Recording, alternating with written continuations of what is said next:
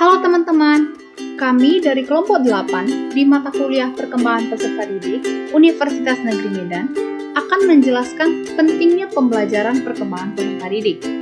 Adapun anggota kelompok kami yaitu yang pertama Reni Rasnita Manurung sebagai pemateri 1, lalu saya Syana Audreta Situmorang sebagai pemateri kedua, akan dilanjutkan oleh Tanti Rivi Sitorus sebagai pemateri ketiga, dan yang terakhir oleh Santa Riris Marpaung sebagai pemateri keempat.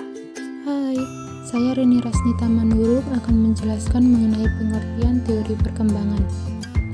Perkembangan pada dasarnya adalah perubahan kualitatif sesuatu hingga membuahkan hasil atau manfaat bagi pihak lain. Dapat diartikan pula sebagai perubahan kualitatif dari fungsi-fungsi yang dimungkinkan adanya perubahan tingkah laku hasil belajar. Para pakar psikologi perkembangan umumnya membatasi pandangan perkembangan hanya ada perubahan yang mengarah pada reorganisasi kualitatif struktur perilaku, keterampilan, atau kemampuan. Menurut Harlow, dalam perkembangan ada dua proses yang bertentangan yang terjadi secara serempak selama kehidupan, yaitu pertumbuhan yang disebut evolusi dan kemunduran yang disebut dengan involusi. Pada awal kehidupan manusia yang berperan adalah evolusi, sedangkan involusi lebih berperan pada akhir kehidupan, yaitu perubahan-perubahan yang bersifat mundur.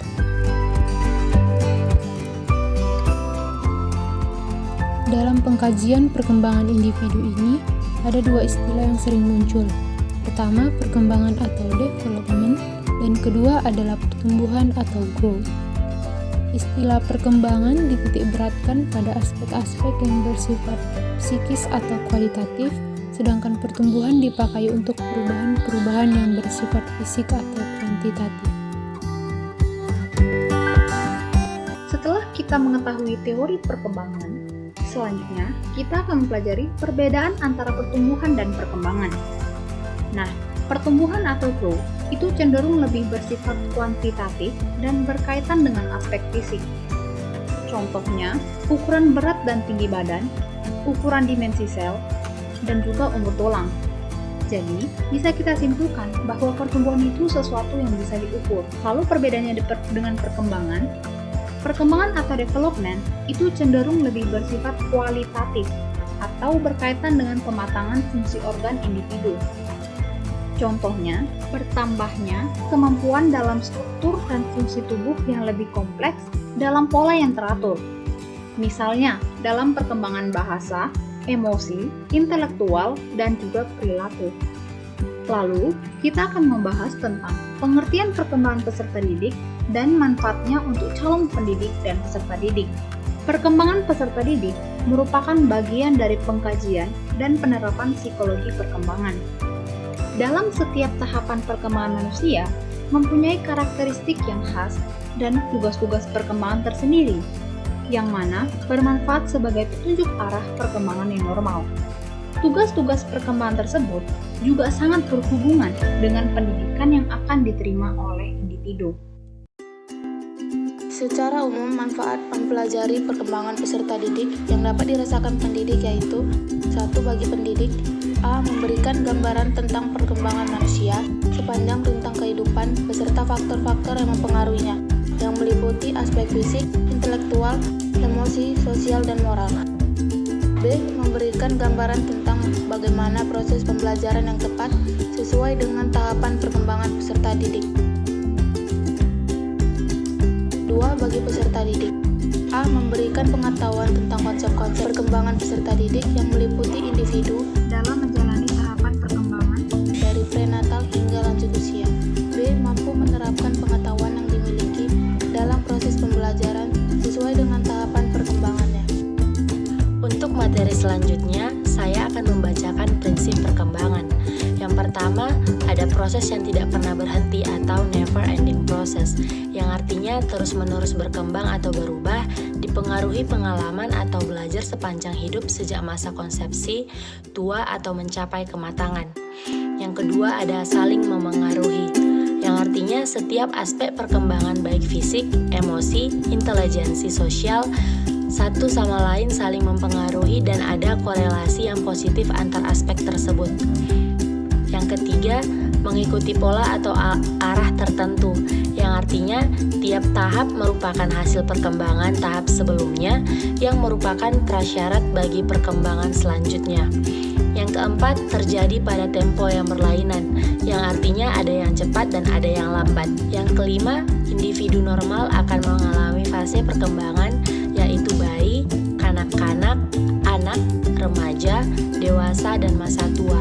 Dan yang terakhir, punya ciri khas, yang artinya sampai usia 2 tahun memusatkan untuk mengenal lingkungan, menguasai gerak fisik, belajar bicara.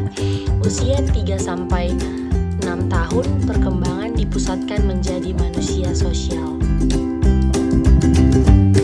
Untuk yang selanjutnya yaitu fase perkembangan.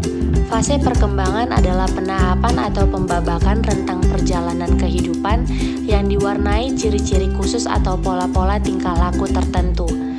Berdasarkan analisis biologis, menurut Aristoteles, sejak anak-anak sampai dewasa terjadi dalam 3 tahap dan didasarkan pada gejala dalam perkembangan fisik, yaitu tahap pertama dari 0 sampai 7 tahun, yang artinya pada masa anak kecil atau masa bermain.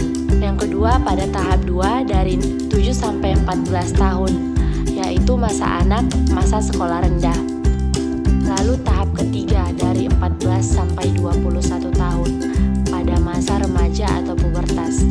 Antara tahap 1 dan 2 dibatasi dengan pergantian gigi, dan antara tahap 2 dan 3 ditandai dengan mulainya berfungsinya organ-organ seksual.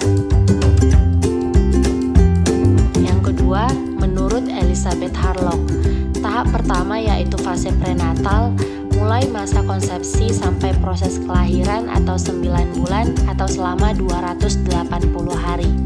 Tahap kedua, infansi atau orok, yang artinya mulai lahir sampai usia 10 atau 14 hari. Tahap ketiga, babyhood atau bayi, mulai dari 2 minggu sampai 2 tahun. Tahap keempat, childhood atau kanak-kanak. Tahap kelima, adolescence atau puberty, yang artinya terdapat menjadi 3 bagian, yaitu yang pertama, pre-adolescence, umumnya wanita 11 sampai 13 tahun, pria lebih lambat. Yang kedua, early adolescence, usia 16 sampai 17 tahun. Dan yang ketiga, late adolescence sampai usia kuliah. Sekian hasil video pembelajaran dari kelompok kami. Kami mohon maaf jika ada kesalahan kata atau penyampaian materi. Terima kasih telah menonton, semoga bermanfaat dan sampai jumpa di video pembelajaran berikutnya.